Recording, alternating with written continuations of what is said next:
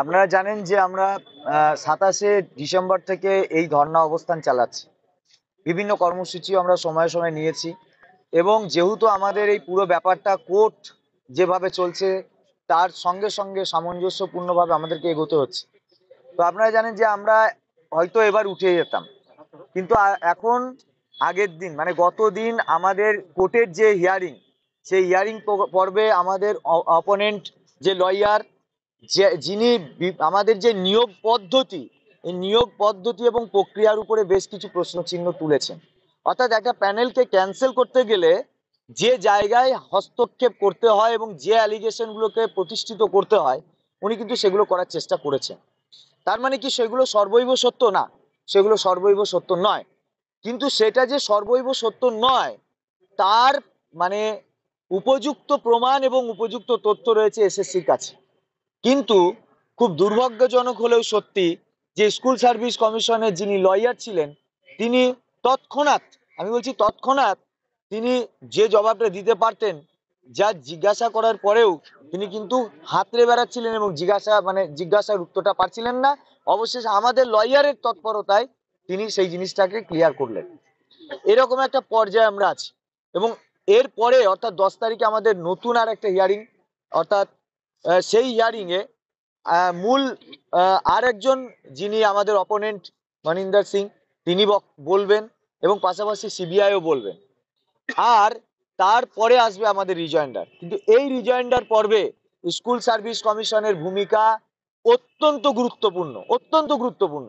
যদি school service commission হাইকোর্টের মতো ধরি মাছ না ছুঁই পানি এই নীতি নিয়ে চলে, এই অবস্থান নিয়ে চলে, তাহলে সত্যি সত্যি আমাদের ভয়ঙ্কর কোনো পরিণতির দিকে আমরা যেতে আমাদের হতে পারে।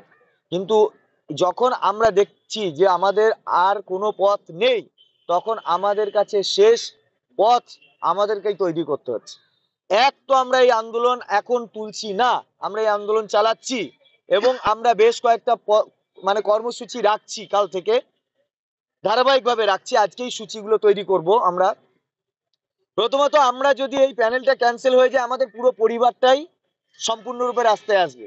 তা এতদিন ধরে আমরা এখানে বসছিলাম, এবার আমাদের পরিবারের যে যারা যারা আমাদের উপর ডিপেন্ডেন্ট তাদেরকেও আমরা এখানে নিয়ে আসব। কারণ আমরা বারবার চেষ্টা করেছি সরকারের সহযোগিতা, সরকারও কিন্তু আমাদেরকে সেভাবে সহযোগিতা করেননি এবং অপোনেন্টরা তো করছেনই না।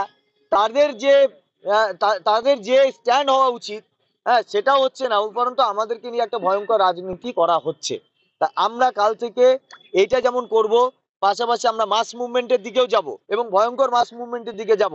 আর আমরা এসএসসির কাছেও যাচ্ছি না, কারণ আমরা বুঝে গিয়েছি এসএসসি টিকিট হয়তো অন্য কোথায় বাঁধা আছে।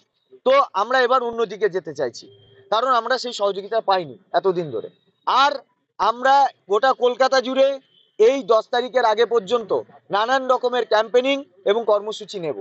এই আপনাদের কাছে এই মাধ্যমে আমরা গোটা পশ্চিমবাংলার কাছে, তাছাড়া গোটা ভারতবর্ষের কাছে এই বিষয়টা তুলে ধরতে চাইছি এবং এই নিয়েই মূলত আজকে আমাদের প্রেস কনফারেন্স। আপনারা বলেন মাস মুভমেন্ট, সেই জায়গায় কি কোথাও বিক্ষোভ কর্মসূচি? অবশ্যই মাস মুভমেন্ট মানে তো বিক্ষোভ কর্মসূচিই হবে, কারণ 10 তারিখে যদি যথাযথ রিপ্লাই না পাই তাহলে তো আর কিছু রইল না 10 তারিখের আগে। অবশ্যই কলকাতা শহরে তো অবশ্যই হবে।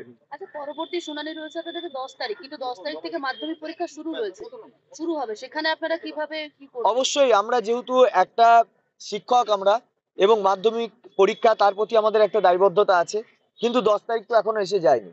10 তারিখের আগে পর্যন্ত আমরা স্কুলের যে কন্ডিশন, অর্থাৎ বেঞ্চ টেঞ্চ সাজানো বা অন্যান্য প্রিপারেশন, সেইগুলো আমাদের স্কুল যেমন আমাদেরকে নির্দেশ করবে তার বেসিসে আমরা ঠিক করব কিভাবে আমরা আন্দোলনটাকে কোন পর্যন্ত এগিয়ে নিয়ে যাবো, কোন জায়গায় থামবো, সেটা আমরা আবার পুনরায় আপনাদেরকে কোনো প্রেস কনফারেন্সের মাধ্যমে আপনাদেরকে অবগত করব।